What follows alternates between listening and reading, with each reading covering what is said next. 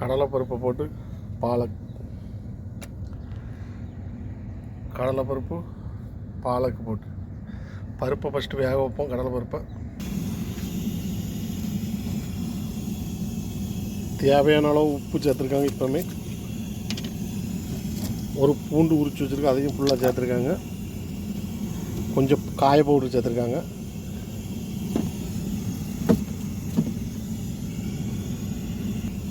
கொஞ்சம் மஞ்சள் பொடி,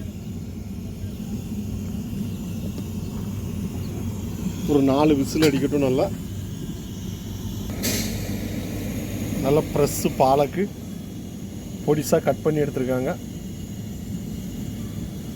கடலைப்பருப்பு பாலக்கு நல்லா டேஸ்ட்டாக இருக்கும். கட் பண்ணிவிட்டு எப்படி செய்யணும்ன்ட்டு காமிக்க. பருப்பு வெந்துட்டு பாத்திரம் அடுப்பில் இருக்குது.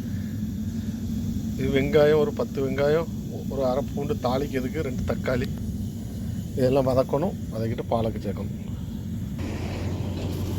பாத்திரம் நல்லா காஞ்சிட்டு எண்ணெய் சேர்த்துருக்காங்க.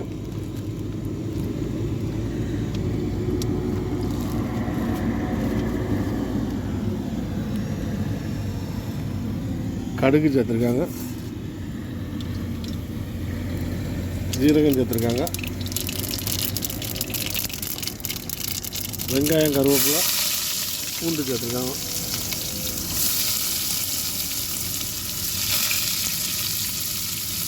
வதங்கட்டும். வதங்கிட்டு இப்போ தக்காளி சேர்த்துருக்காங்க.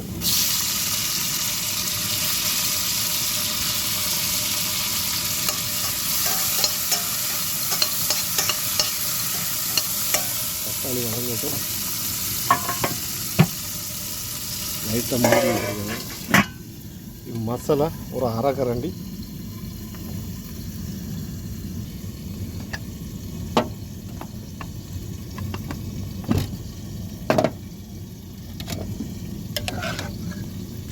பருப்பு நல்லா வெந்துட்டு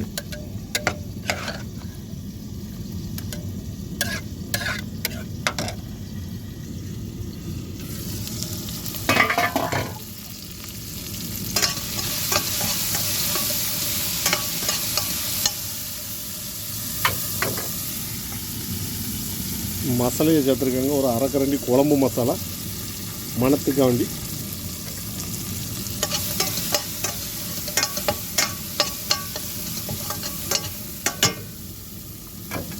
பாலக்கு சேர்த்துருக்காங்க.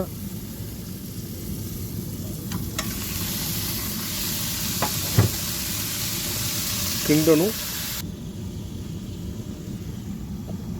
கடலைப்பருப்பு சேர்த்துருக்காங்க. தாளை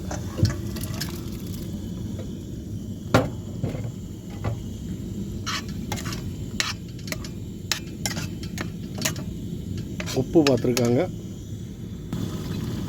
பாலக்கு ரெடி ஆகிட்டு இந்த மாதிரி வச்சு சாப்பிடுங்க, நல்ல டேஸ்ட்டாக இருக்கும். மழை பாலக்கு இந்த மாதிரி வச்சு சாப்பிடுங்க, நல்ல டேஸ்ட்டாக இருக்கும்.